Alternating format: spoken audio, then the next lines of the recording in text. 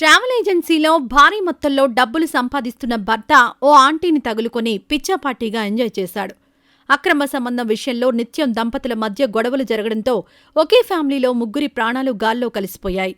భార్య కుమార్తెపై పెట్రోల్ పోసి నిప్పంటించి హత్య చేసిన భర్త అతను నిప్పండించుకుని ఆత్మహత్య చేసుకున్నాడు. పరాయి స్త్రీతో అక్రమ సంబంధం కారణంతో అతి దారుణంగా పెట్రోల్ పోసుకొని నిప్పంటించుకోవడంతో ఒకే ఫ్యామిలీలో ముగ్గురి మృతదేహాలు గుర్తుపట్టలేని విధంగా తయారు కావడం కలకలం రేపింది. కర్ణాటకలోని చిత్రదుర్గలోని గారపట్టి లేఅవుట్లో అరుణ్ కుమార్ లతా దంపతులు నివాసముంటున్నారు. అరుణ్ కుమార్ లతాకు 16 ఏళ్ల క్రితం వివాహమైంది. అరుణ్ కుమార్ లతా దంపతుల కుమార్తె అమృత. అరుణ్ కుమార్ ప్రైవేట్ బస్సుల ఏజెంట్గా పనిచేస్తున్నాడు. లతా ప్రైవేట్ ఆసుపత్రిలో నర్సుగా ఉద్యోగం చేస్తోంది. ఆంధ్రప్రదేశ్ సరిహద్దులోని చిత్రదుర్గలో అరుణ్ లతా దంపతులు నివాసముండడంతో వీరు చక్కగా తెలుగు మాట్లాడుతున్నారు. అరుణ్ కుమార్ లతా దంపతుల కుమార్తె అమృతను చూసుకుంటూ చాలా సంతోషంగా గడిపేవారు. అయితే కొంతకాలం నుంచి అరుణ్ కుమార్ వేరే ఆంటీతో అక్రమ సంబంధం సాగిస్తున్నాడని తెలిసింది. తన విషయం భార్య లతాకు తెలియదని చాలా కాలం అరుణ్ కుమార్ భ్రమలో ఉండేవాడు. అరుణ్ కుమార్ వేరే మహిళతో అక్రమ సంబంధం సాగిస్తున్న విషయం అతని భార్య లతాకు తెలిసిపోయింది. భర్త అరుణ్ కుమార్ అక్రమ సంబంధం విషయంలో అతని భార్య లతా నిలదీస్తుంది. ఇదే విషయంలో అరుణ్ కుమార్ లతా దంపతుల మధ్య రోజూ గొడవలతో ఇంట్లో రచ్చరచ్చ అయ్యేది. నా కోరికలు తీర్చడానికి నువ్వు కాకుండా నాకు వేరే వాళ్లు అవసరం, అందుకే ఎంజాయ్ చేస్తున్నా, నాలాగా చాలా మంది మగాళ్లు ఎంజాయ్ చేస్తున్నారని అరుణ్ కుమార్ భార్య లతాతో ఎదురు తిరిగేవాడు. అరుణ్ కుమార్ లతా దంపతుల గొడవ విషయం తెలుసుకున్న కుటుంబ సభ్యులు చాలాసార్లు పంచాయతీలు చేశారు. నిత్యం మీరు ఇలాగే గొడవలు పడుతుంటే మీ కుమార్తె అమృత చదువు మీద ప్రభావం పడే అవకాశం ఉంటుందని పెద్దలు హెచ్చరించారు. అయినా అరుణ్ కుమార్ ప్రవర్తనలో ఎలాంటి మార్పు రాలేదు. పెద్దలు పంచాయతీలు చేసినా వీరి కాపురంలోని గొడవలు మాత్రం కొలిక్కి రాలేదు. భర్త అరుణ్ కుమార్ అక్రమ సంబంధం విషయంలోనే ఇంటిలో లతా పెద్ద గొడవ చేసింది.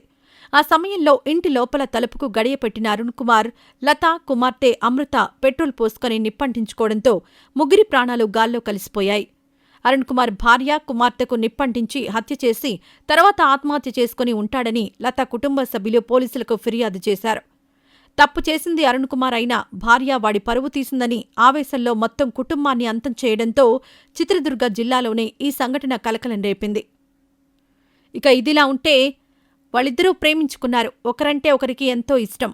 ఆ యువతి మాత్రం ప్రేమించిన యువకుణ్ణే పెళ్లి చేసుకోవాలని డిసైడ్ అయింది. దీంతో అనేకసార్లు ప్రియుడితో శారీరకంగా కూడా కలుసుకుంది. ఇదిలా ఉంటే ఇటీవల వీళ్ళిద్దరూ ఓ చోట కలుసుకుని రొమాన్స్ చేస్తుండగా ఇద్దరు యువకులు దొంగచాటున సెల్ఫోన్ వీడియోలు తీశారు. అనంతరం అదే వీడియోను ఆ లవర్స్కు చూపించి మేం చెప్పినట్లు చేయకుంటే వీడియోను సోషల్ మీడియాలో అప్లోడ్ చేస్తామని బ్లాక్మెయిల్ చేశారు. ఆ తర్వాత ఆ యువకులు ఆ యువతిని అత్యాచారం చేశారు. కట్ చేస్తే కొన్ని రోజుల తర్వాత ఆ యువతి అసలు నిజాలు తెలుసుకుని షాక్కు గురైంది. అది తమిళనాడు విల్లుపురం జిల్లా తిండివనం ప్రాంతం. ఇక్కడే శింబు అనే యువకుడు ఆటో నడుపుకుంటూ ఉండేవాడు. అయితే ఇదే గ్రామానికి చెందిన 18 ఏళ్ల యువతి 10వ తరగతి చదువుకుని స్థానికంగా ఉండే ఓ షాప్లోకి పనికి వెళ్లేది. అలా వస్తూ పోతూ ఉండే క్రమంలోనే శింబు ఆ యువతితో పరిచయం పెంచుకున్నాడు. అలా కొన్ని రోజుల తర్వాత శింబు ప్రేమిస్తున్నానని వెంటపడి ఆ యువతిని నమ్మించాడు. ఇదంతా నిజమే అనుకున్న ఆ యువతి ఆ యువకుడి మాయలో పడింది. అలా శింబు కొంతకాలం పాటు ప్రియురాలితో ప్రేమాయణం కొనసాగిస్తూ ఆ యువతితో శారీరకంగా కూడా కలుసుకున్నాడు. ఇదిలా ఉంటే ఇటీవల శింబు తన ప్రియురాలితో కలిసి రాత్రిపూట ఓ చోటకు వెళ్లాడు. అక్కడికి వెళ్లాక శింబు ప్రియురాలితో రొమాన్స్ చేశాడు.